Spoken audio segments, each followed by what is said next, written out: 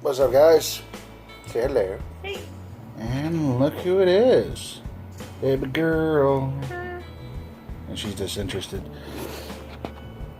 Alright, so this is kind of a impromptu put together, but we've been trying to put it together for a while now. Yeah, well, yeah. Yeah. That's about right. So, like, right now we're just gonna do it. We're just gonna do it. fuck it, we'll do it live. Fuck it, we'll do it live.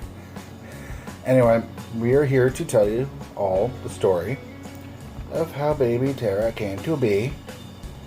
Don't be shy now.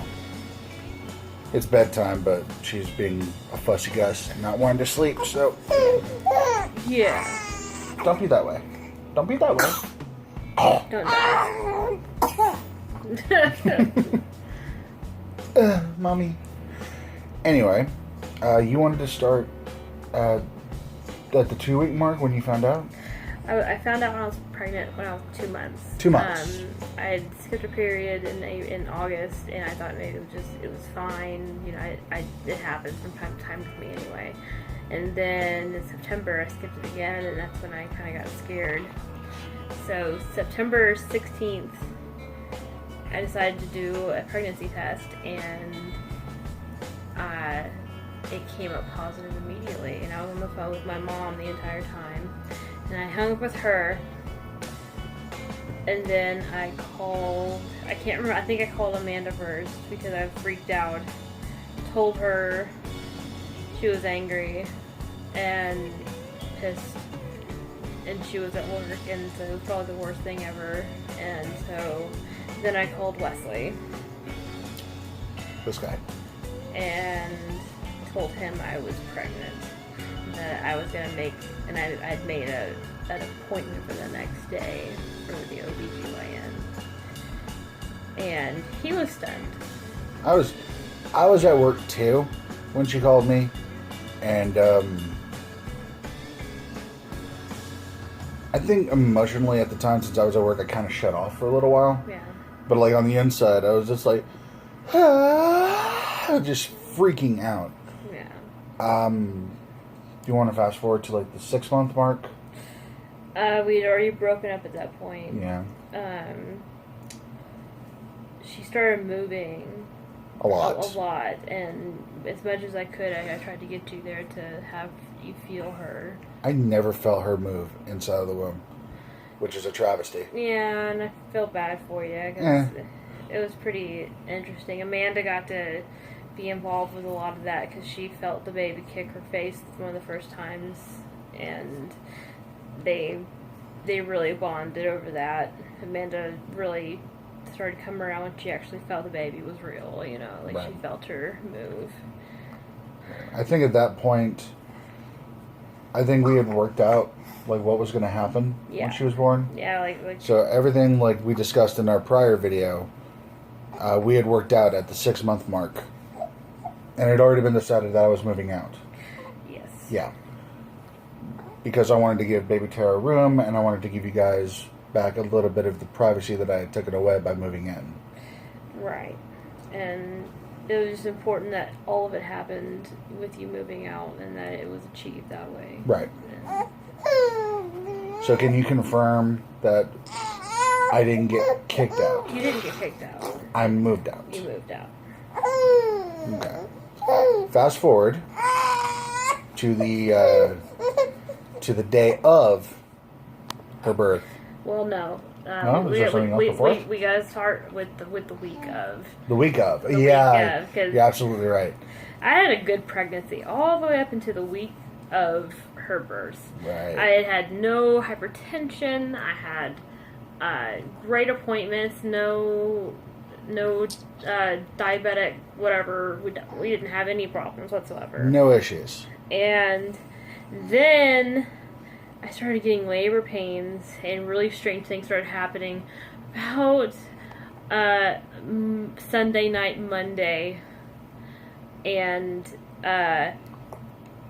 they told Amanda that we were going to have that baby Monday morning, Tuesday morning, sometime in there, and so she got ready, and I didn't get my last shot, which meant they had to treat me like I had this disease, so they gave me a bunch of antibiotics to cover their butts, and it miraculously stopped my labor. So they kept me another day for observation, and then all of a sudden they were like, okay, well, go home. You're on work rest, or, no more work until the baby comes, and we'll see you when she actually comes. And so we went home because of a parent bladder infection. Yeah. And we were there for like how many hours? Like 8? No. This is the first time we went into the hospital. Day so, 2. So we were there for like 3 days or 2 days or something like that. We were there for a minute, and so then I was at home. It was getting boring because I'm an workaholic. I love working, but I made it work as much as I could. And then that Thursday, in the middle of the night, you had to take me back to the hospital because I was starting to have those same pains again. We went up there and they were like, "You're at a 2, chick." There's like, I remember the constant thing was, you're too early, we can't give you anything for the pain, and you're too far along. No, it's like, you're too early, so we can't induce labor and get it done, and you're too far along to where we can give you anything to subside. We literally have to just let this happen. Right. However it's going to happen. You basically had to suffer for like the next few days. Right, or however long it was going to take. They said it could take weeks at this point. So it was just like, wow, this is going to suck for you. Right. And so then at 4:15 on Friday, I tried to sleep most of the night, and I was having pain, like really intense pain, like about every 15 minutes. And this is the third night, right? This is the actual day of, and when you asked me to meet you at Harley, right, at 4:00 in the afternoon, because he wanted to get the outfits for his daughter that I couldn't carry on my motorcycle. That you couldn't carry on your motorcycle. That I no longer have. That you no longer have. Because I got a daughter. Right. No regrets. And as I recall, you came up to the car, and I was like already half sobbing. You were blaring your music. Yeah. And I already knew that was a bad sign, because I've never, in all the years that I've known you, I've never walked up to your car with your head in your hands, blaring music, and I already knew that was a bad sign. And when I walked up, did I knock on the window, or did you see me walking up? I think it was a combination of both. I saw you walking up, and so I started rolling down my window, and you just kind of very calmly walked up. And you looked at me, and you had tears going down your face. You're like, well, I can't go in. I'll scream. I was like, okay, I don't want that, because the inside of that store is huge, and the echo would be amazing. Right. So you go in. I go in, and I get the one thing that I need her to carry, which is this gift set, which I wish we don't have it here. I took it with me, didn't I? You took it with you. It was a gift set which had a pair of pants, a shirt, a beanie, and a bib. Yeah, and cute stuff. But I come out and I basically toss her in her car. Like, okay, you need to go home. You need to get in bed. And so I get the rest of the shit that I want to get that I can afford at the time, and I race back to the house. And Amanda has to leave, and Amanda didn't want to leave. No, she was getting ready for work, and I was at that point. I was every 15 minutes on the dot, getting closer and closer, and I was starting to scream out. And Amanda was like stopping, watching me for a little bit while she got ready. Right. And she would keep getting ready, but she would stop and look at me for a minute because she was getting scared. I think Amanda knew. Amanda knew. But I told her, I was like, you need to go to work. If you don't go to work, I will drive your ass to work. You need to get to work because this shit needs to happen. And she was like, she hesitantly went. And so it was just me, you, Major, and Thomas, and E.T. And so we spent the next 6 hours? Or? It was, she left at about 4. And we didn't leave until 10. So 6 hours. It was about 6 hours of just arguing back and forth about whether or not we should go to the hospital. Yeah, because it was starting to get so bad. I was starting to scream out. I mean scream. We tried Tylenol and Benadryl. Epsom salt baths. Yes, we had Epsom salt. We had pillow between the legs. We tried heating pad. We tried Tylenol and Benadryl. Doing that number. We tried massage. We tried hot baths. Like, we tried everything. Like, everything you can imagine to try to stop labor. Now, my argument on my side was that this had been the third night in a row where we would have gone up to the hospital. They would have kept us for 5 hours, only to come back to her saying, okay, still, you're not ready. We're going to have to send you home because we can't give you anything for the pain and we can't induce labor. And originally that was my stance as well. No, your stance was you didn't want to be a crybaby shit ass. And I didn't want to be a crybaby shit ass. I was gonna do this, and I was gonna do this right, but it was getting to the point where I couldn't control myself anymore, and I was peeing. I don't think I've ever seen a pregnant woman go down a flight of stairs faster. When we finally decided, he was like, well, fine, if they send you home, they send you home. I'm like, I don't even care at this point. Let's just do it, because I'm in so much pain, and I'm screaming out, and there's nothing else that we can do for it. Like, dude, I was so done. So done. And so the neighbors are standing outside at the base of the stairs as I run down, and she has a look of fear in her eyes, and I'm like, the only thing I can say to her is, I am so sorry. And I'm she probably thought I was murdering your ass with a spoon. Yeah, because I was screaming so loud for so long. Just like a horribly ineffective spoon murder going on inside the house. It was awful. It was awful. And so then we get into the car, we grab our emergency bag, and we head to the hospital. The entire way there, I'm screaming at the top of my lungs in the car because it is so bad. The pain is so bad.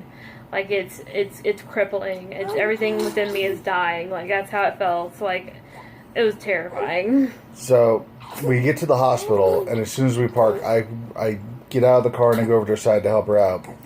I see these people start to walk out of the building, and this is the part where shit gets it starts turning into a movie. It really does. As they're exiting, I'm helping you out of the car, and your legs just go. They just give out. There's nothing else they can do for me. So I'm basically just dragging a half corpse along the pavement at that point. I didn't get far. And these people, there was 10 people. Yeah. And 3 of them branched off. It was an older gentleman and 2 older ladies.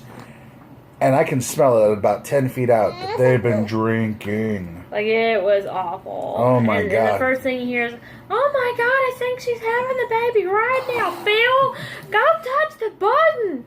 Phil, go get somebody's help. Go get someone to help. Get a wheelchair. And they come running over to me, and they try to pick me up and take me over to... I still remember your face when that woman was like a half side hug. Yeah, she goes, like, breathe. All you gotta do is just breathe. And I nearly vomited. I literally looked at her and said, I don't want to. Your face was priceless because it was literally like for a good 10 seconds. Seriously, I was like, please no, I don't want to do this. I'm just standing there just holding my head what has my life become? I was literally like, I don't care. I will pass out now. She puts her fucking silk scarf on Yeah, she was like, here's have my scarf to sit down on. I'm like, I'm gonna ruin that shit with some gooey shit coming out my vagina. But she put it on cold pavement. Yeah, it's a silk scarf. There's no point to it. There's no point. Well, anyway, so this nurse starts coming down in a wheelchair, yeah. and as soon as God bless her heart. she heard me scream, she came running, and I mean, running. This nurse, bless her heart, she walked out with a big old smile. This is one of the same nurses we had been encountered the night before. Yeah, it was she came her out shift, and she was walking all gingerly, happily with the freaking wheelchair. Ash lets out this primordial scream of rage and pain, and she goes, takes off like a fucking bullet. It was amazing. And she comes over, she recognizes me, and she says, are we having the baby, Ash?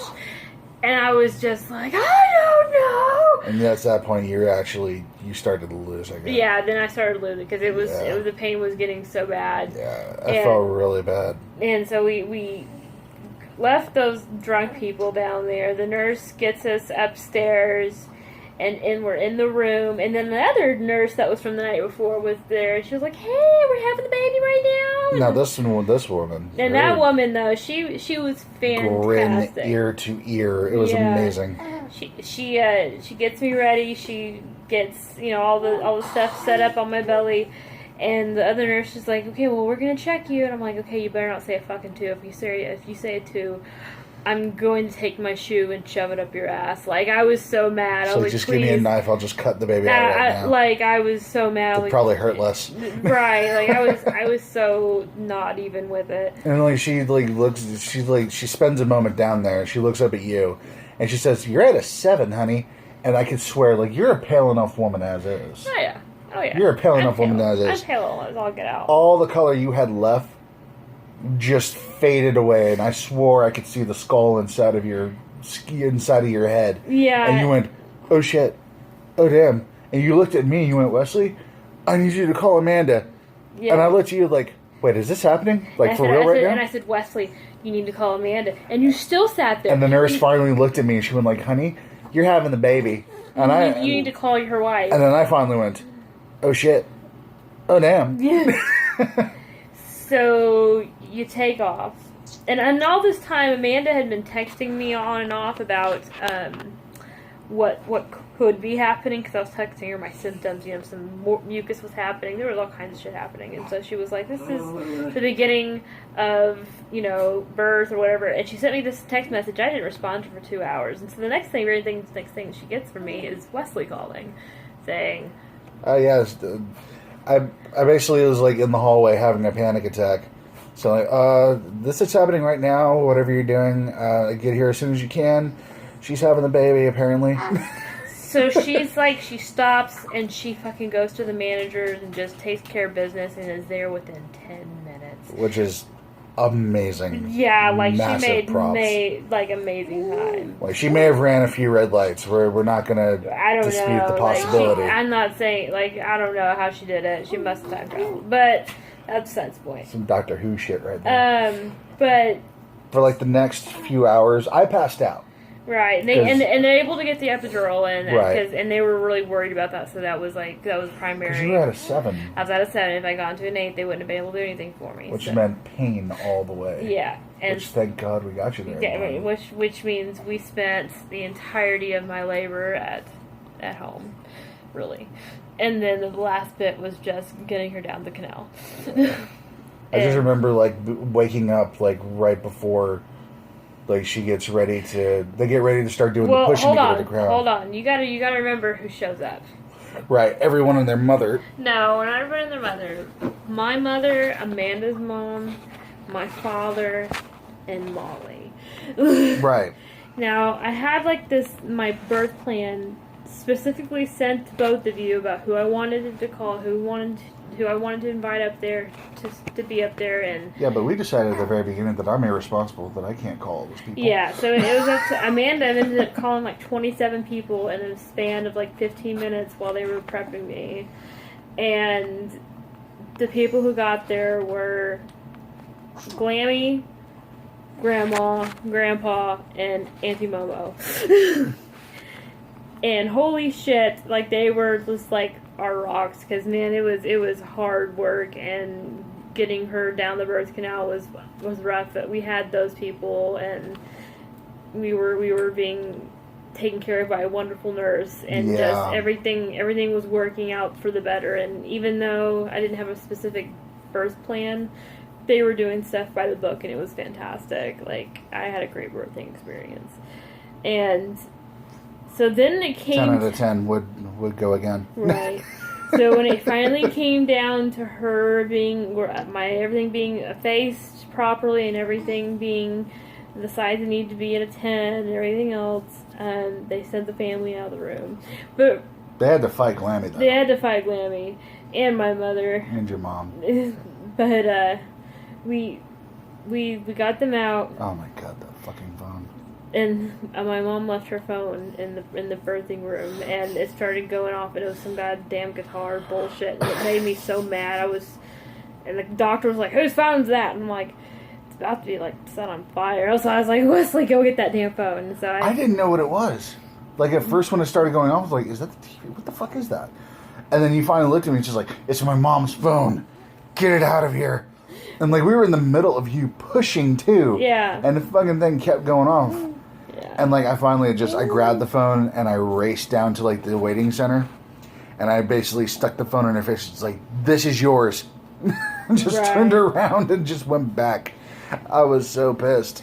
But we finally got everything down to the wire, and and I must say, in the entire time that it took us for pushing everything, from 10 o'clock that night, and it was about 5:40 before we started doing serious pushing.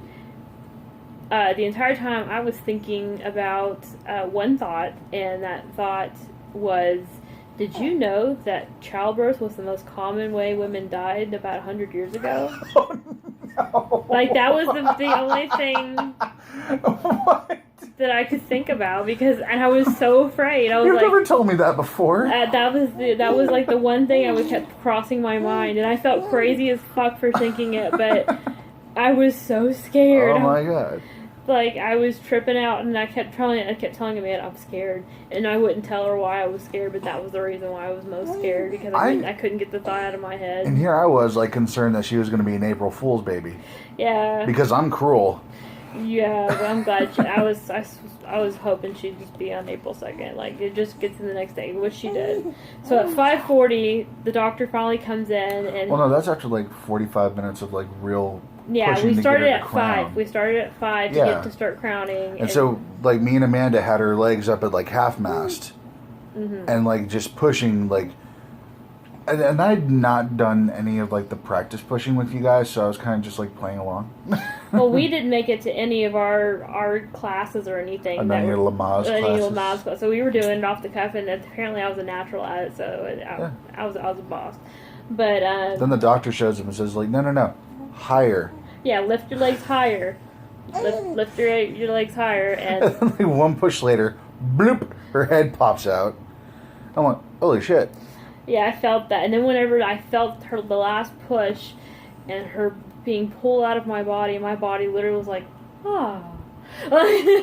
Hallelujah. No, not quite. Just ah. Like, I still remember, like, when Amanda told you, she was like, I can see hair. And you went, what, really? What color is it? And she looks at you and goes, it's dark. You're like, oh. we were so hopeful for blonde hair, but it's okay.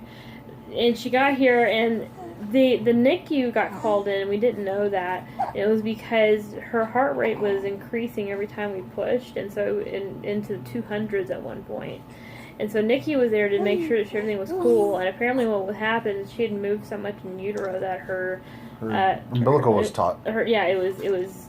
It looked like a telephone cord. It was twisted so much. I remember cutting that son of a bitch. Yeah, and you hesitated. I was freaking out. Yeah, you were like...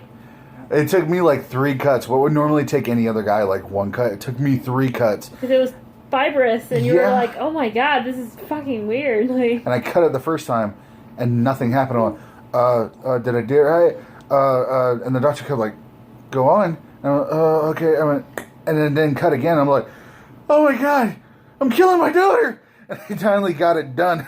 I got it snipped. yeah. And he handed me the scissors, and like fucking Ron Weasley in Harry Potter and the Goblet of Fire, when McGonagall like told him to put like his hand on her waist, I literally went, what? Yeah. Oh, and then she got here, and I didn't see her face. They took her off to the bassinet, and I didn't see her for a second. And I kept asking, like, how does she look? How does she look? And I asked Amanda, how does she look? And she was like, she's gorgeous. And I said, does she look like a potato? Because I had this fear that she would look like, you know, a potato baby. A potato, like, well, because most babies look like potatoes when they come out, like they're all squished and shit. And so I was like, she was small.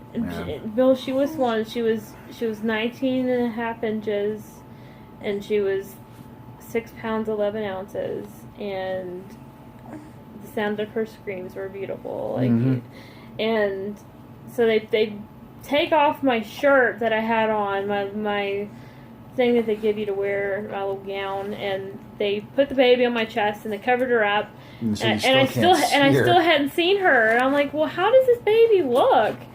So Amanda had to finally take a picture, and she took a picture of the baby, and that was my first glimpse at my daughter, was through a lens of a camera, a phone, and she was so pretty, and her eyes were so dark, and she was crying in my chest, and I just was just giddy, because I was just like, it's finally over. We did it.